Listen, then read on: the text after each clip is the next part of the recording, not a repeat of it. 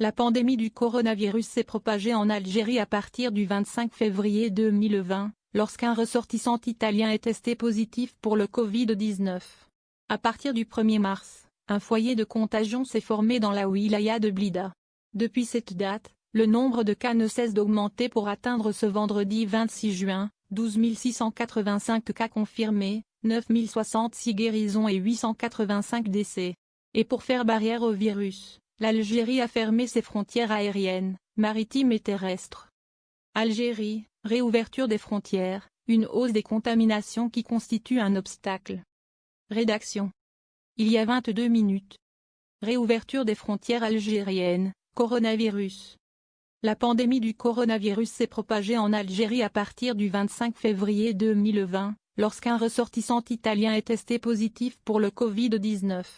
À partir du 1er mars, un foyer de contagion s'est formé dans la wilaya de Blida. Depuis cette date, le nombre de cas ne cesse d'augmenter pour atteindre ce vendredi 26 juin, 12 685 cas confirmés, 9 066 guérisons et 885 décès.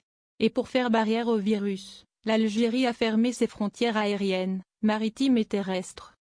Le nombre de contaminations connaît une hausse significative en Algérie ces derniers jours, au moment où de nombreux Algériens espèrent l'ouverture des frontières algériennes pour pouvoir voyager ou tout simplement retrouver leurs familles, qu'ils n'ont pas vues depuis mars dernier. Cette hausse constitue un obstacle face à la réouverture des frontières, qui selon le président Tebboune ne se fera pas tant qu'il y a encore des décès.